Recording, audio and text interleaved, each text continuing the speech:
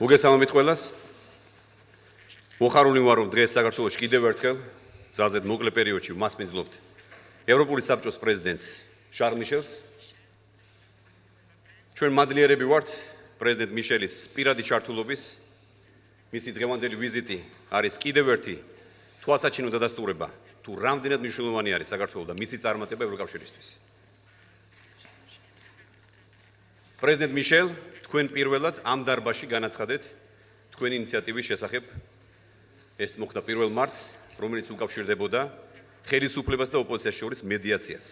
თქვენი უშუალო ჩართულობით, თქვენი პირადი წარმომადგენლის ჩართულობით. სწორედ 1 თვის და 20 დღის შემდეგ მე ვარ ბედნიერი და ამაყი, რომ შედეგის ახეზეა. შეთანხმება შედგა და შეიძლება ითქვას, რომ ხელოვნურად შექმნილი კრიზისი საქართველოში დასრულებულია.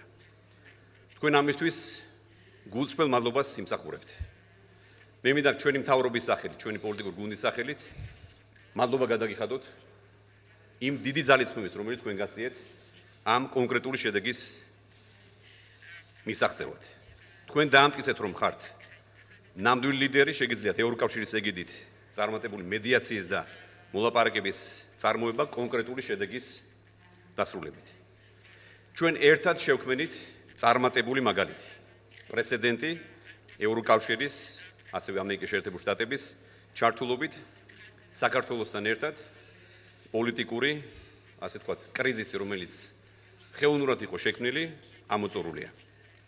ასევე მინდა ვისარგებლო შემთხვევით გამოვიყენოს შესაძლებლობა და მადლობა გადაუხადოთ თქვენს წარმომადგენელს ბატონ კრისტიან დანიელსონს, რომელიც თქვენი უშუალო მანდატით, თქვენი დავალებით იყო მოვლენილი საქართველოში. მან დიდი სამუშაო გასწია და იმუშავა ძალიან მჭიდროდ ჩვენს პარტიასთან, ასევე პოლიტიკურ პარტიებთან, ოპოზიციასთან. უაღრესად მნიშვნელოვანია კიდევ ერთხელ მინდა გავიმეორო, რომ ეს შეთანხმება შედგა. დღევანდელი დღით საქართველომ გაიმარჯვა. ეს არის წინ გადადგმული ნაბიჯი, ეს არის ნაბიჯი, რომელიც ხელს შეუწყობს საზოგადოების კონსოლიდაციას და იმ მთავარ გამოწვევებთან გამკლევებას, რომელიც დღეს ჩვენი ქვეყნის და ჩვენი ხალხის წინაშე დგას. საქართველო არის ევროკავშირის სანდო პარტნიორი. ბატონ პრეზიდენტს კიდევ ერთხელ დაუგდასტურეთ საქართველოს და ქართული ხალხის ერთგულება ჩვენი ევროპული მისწრაფებებისა და ფასეულობებისადმი, რომელიც განსაზღვრავს ევროკავშირთან თანამშრომლობის დღის წესრიგს და ამავდროულად ჩვენი ქვეყნის დემოკრატიული განვითარების ქვაკუცხეთს წარმოადგენს. ასევე მინდა გითხრათ, რომ ჩვენ შეხვედრაზე პრეზიდენტ მიშელს მე კიდევ ერთხელ დაუგდასტურეთ ჩვენი მზაობა მეტი ძალისხმევა მივმართოთ რეფორმების განხორციელებისკენ. რა თქმა უნდა, ხაზი გავუსვი ასოცირების შეთანხმებით აღებული ვალდებულების შესრულების მზაობას, რათა მაქსიმალურად მოვემზადოთ 2024 წელს ევროკავშირის წევრობაზე განაცხადის გასაკეთებლად. ჩვენ ასევე ვისაუბრეთ ევროკავშირის საქართველოს თანამშრომლობის მიმდინარე დღის წესრიგზე და შემდგომ ნაბიჯებზე, როგორც არის მათ შორის ევროკავშირის შიდა ბაზარზე შემდგომ ინტეგრაციისა და სექტორული პოლიტიკის დაახლოების მიზნით გადადგმული ნაბიჯები. ევროკავშირთან ფიზიკური ინტეგრაციის ხელშეწყობა და გაძლიერება. ასევე რა თქმა უნდა შევეხეთ ჩვენ საგარეო პოლიტიკურ საკითხებსაც, კერძოდ საქართველოს რუსეთის კონფლიქტს და ოკუპაციასთან დაკავშირებულ საკითხებს.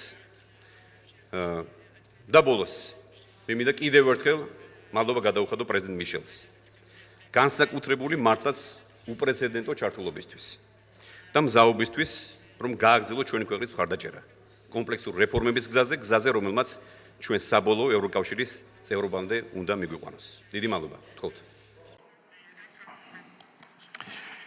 Thank you, Mr. Prime Minister. I'm very pleased to be here again. 6 weeks after my last, it was my first visit to Georgia. It's a pleasure to be here and to meet with political leaders who will from now on work together in an inclusive parliament. Thank you, Prime Minister, for all the close contacts over the past weeks, many phone calls and also your visit in Brussels, and for your courageous political choices, but also for your vision for the future of this country. I will be relaying my appreciation also to the opposition for their commitment to putting differences aside. Compromise is a European strength. It's not a weakness. It allows a plurality of voices and collective intelligence to emerge. It's not time for anyone to sleep on laurel leaves. This is the moment to take up the challenging reforms in the parliament and to work towards them. These reforms are what Georgia needs. They will ensure your citizens' demands are better met, and they will also open up the path to deeper cooperation between Georgia and the European Union. The EU is Georgia's strongest partner. We share common values and we support your reforms to consolidate democracy and the rule of law. We also stand by you in fighting the current pandemic and its socio-economic fallout. The EU and Team Europe have contributed with 400 million euro to this goal, and the EU is with Georgia in our strong support to your sovereignty and territorial integrity within the agreed international borders. Today, I am here to stress again the importance of our bilateral relationship, as well as cooperation in the Eastern Partnership region. And I wish you, dear Prime Minister, the Irakli, and all the political leaders, all success along the path you have committed to. I trust it will advance your country's democracy, stability and prosperity in closest cooperation with your European friends. Trust and confidence are key more than ever. I count on you and you can count on us. Thank you. Thank you.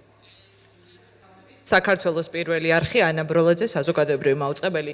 ორივე თქვენგანთან მექნება შეკითხვა. დავიწყებ ბატონო პრეზიდენტო თქვენით. როდესაც ახალი რეგიონული პოლიტიკური ვითარება არის შექმნილი, როდესაც საქართველო არის ახლო აღმოსავლეთ პარტნიორობის წევრი ქვეყანა და სამიტი არის დაგეგმილი გაზაფხულზე, შესაძლოა თუ არა რომ ევროკავშირმა იმსჯელოს საქართველოსთან დასაახლოებლად ახალი ინსტრუმენტების შეთავაზებაზე იმ ფონზე, როდესაც მათ შორის ევროპარლამენტიდან გვესმის ასეთი ტიპის ინიციატივა მაგალითად კუბილიუსი საუბრობდა დღეს იმაზე, რომ როგორც საქართველოს ნატოსთან ინტეგრაციის პროცესში აქვს სამოქმედო გეგმა, ევროკავშირმა ასევე სამოქმედო გეგმა უნდა შეიმუშაოს საქართველოსთვის. რამდენად რეალურია ასეთი ინიციატივები და შესაძლოა თუ არა ვიხილოთ ახალი წინადადებები თან რუსეთიდან მომდინარე საფრთხების ფონზე და ბატონო პრემიერო თქვენც მინდა სწორედ ამ კონტექსტში კითხოთ. მაშინ როდესაც ქვეყანას გაცხადებული აქვს რომ 2024 წელს ვემზადებით ევროკავშირის წევრობისთვის გაცხადების გასაკეთებლად და განაცხადის გასაკეთებლად რისთვის არის საქართველო მზად, თან იმ ფონზე ასევე, როდესაც კრემლიდან გვესმის განცხადებები ძალიან ხშირად, რომ საქართველოს ევროატლანტიკური ინტეგრაციას მოსკოვი განიხილავს როგორც რეგიონში გარკვეულწილად არეულობის შემოტანის ცდილობად. დიდი მადლობა. No, thank you for this question. And indeed, this agreement is key. This agreement is very important because this is a door towards the strengthening of the ties between Georgia and the European Union. And that's why I was so motivated and so committed in order to make it happen with the very strong involvement and leadership of the different political actors in Georgia. And I will be more precise. We have worked a lot, the European authorities, with the Georgian authorities, the last weeks, the last months. And in the pipeline, there are 500 concrete ongoing projects in different fields. And I hope indeed that in the next weeks we will work closely with the Georgian government, with the parliament, in order not only to implement the reforms, but also in order to make sure that we will develop a strong and ambitious program for the next years. We will decide the next program, 21-27.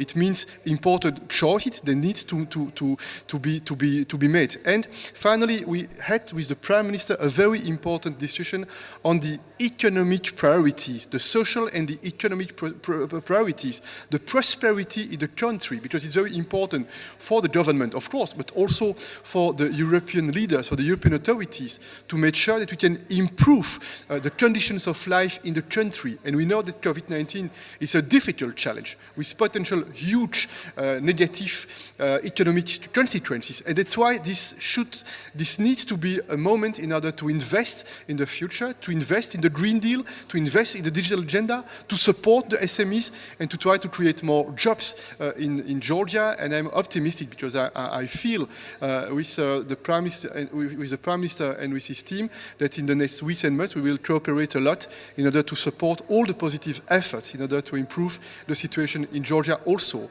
at the economic and the social level, which is also important in line with the regional dimension.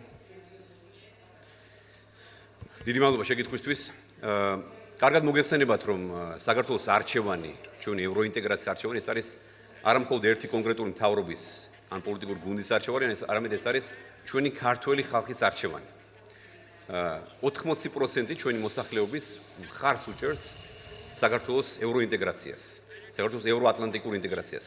აქედან გამომდინარე, რა თქმა უნდა, მე მესმის თქვენი კითხვა, მე მესმის, რომ რუსეთისთვის შეიძლება ეს არ იყოს სასურველი სცენარი, მაგრამ ეს არის არჩევანი, რომელიც არის შეუქცევადი, ჩვენ ეს შეუქცევადი პროცესი გავხადეთ სწორედ ჩვენს მიერ 2014 წელს ავსტრიის ხელშეკრულების ხელმოწერით, ასევე ღრმა და ყოვლისმოცული თავისუფალი ვაჭრობის ხელმოწერით. აქედან გამომდინარე, მე ვფიქრობ, რომ ეს კითხვა არის ამოწურული, შესაბამისად, მით უმეტეს ეს ჩვენი მისწრაფება, რომ გავხდეთ ევროკავშირის წევრი, არც ერთი სახელმწიფოს, მათ შორის არც რუსეთის წინააღმდეგ არ არის მიმართული. მადლობა. შემდეგ. სოფო ხანაშვილი ტელეკომპანია რუსთავი 2.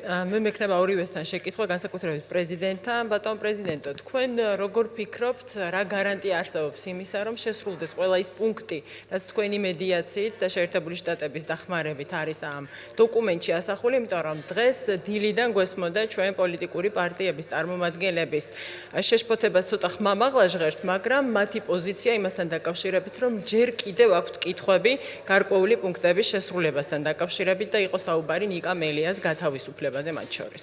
დიდი მადლობა.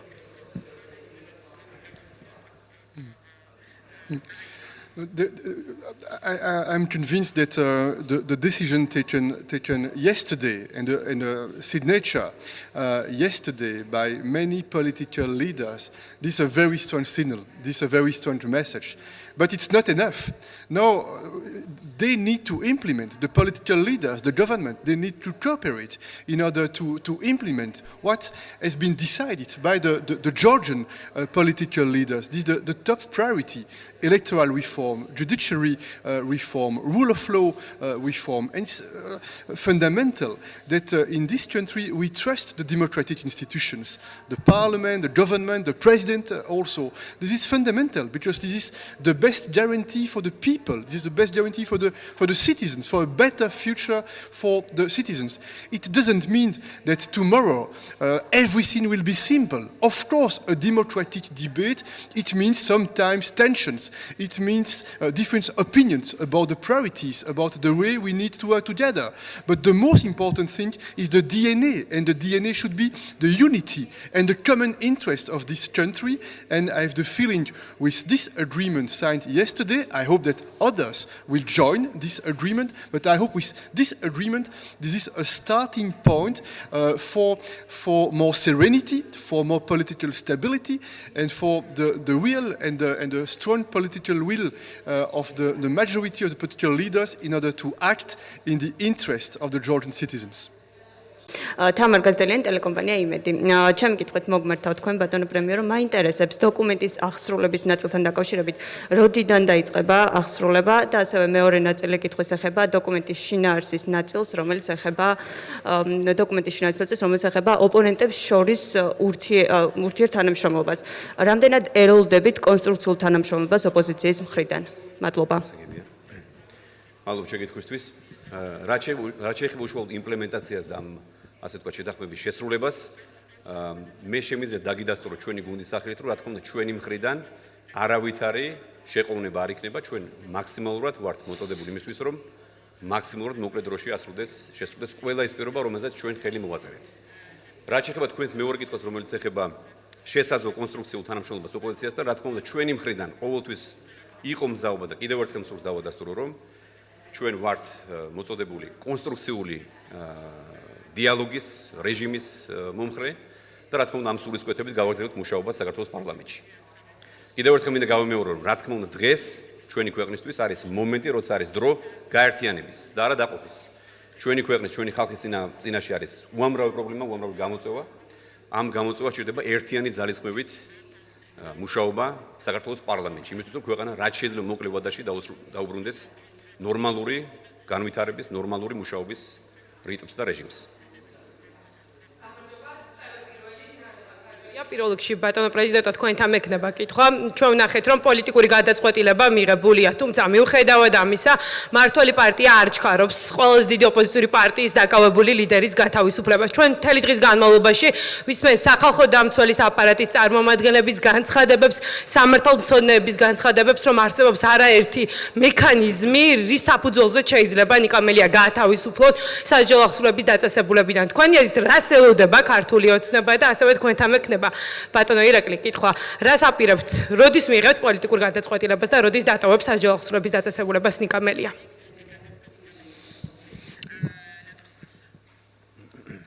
Based on this agreement, there are strong commitments, and I'm convinced that everybody will do his part in order to make sure that the commitments are fulfilled. It's also a question of credibility, but I'm confident because I discussed with different political leaders the last hours, the last days, and I have the impression that there is a strong political will to take a step in the right direction, and the step in the right direction, this is the implementation of this agreement. Mēs დავუმატებთ პრეზიდენტ მიშელის კომენტარს, შემდეგ სიტყვებს, რომ რა თქმა უნდა ჩვენ ყველამ ერთად ხელმოწერით დოკუმენტზე შევქმნით ყველა ის საფუძველი, მანამდეც იყო საფუძველი იმისთვის, რომ ბატონი მელია არ დარჩენილიყო საბატონოში. აქედან გამომდინარე, მე მგონი პასუხი არის გაცემული კითხვაზე, შესაბამისად ახლა ჯერი არის სწორედ ოპოზიციაზე და მათ ქმედებაზე. დიდი მადლობა. და კიდევ ერთხელ თუ შეიძლება, მე მინდა პრეზიდენტ მიშელს კიდევ ერთხელ ჩვენი მთავრობის სახელით მადლობა გადაუხადო, ჩვენი პოლიტიკური გუნდის სახელით. მე მინდა ბატონ შარლს დიდი მადლობა გადაუხადო მისი პირადი ჩართულობისთვის, რამდენიმე თვის განმავლობაში მანამდეც ფასილიტაციის პროცესში იგი აქტიურად იყო ჩართული და ძალიან წარმატებით მონაწილეობდა ამ პროცესში. ამისთვის ბატონ შარლ დიდი მადლობა. ასევე დიდი მადლობა ამერიკის შეერთებულ შტატების ელჩს ქალბატონ კელი დეგნანს მისი ჩართულობისთვის და ყველას დიდი მადლობა ამ დღისთვის. კიდევ ერთხელ მადლობთ.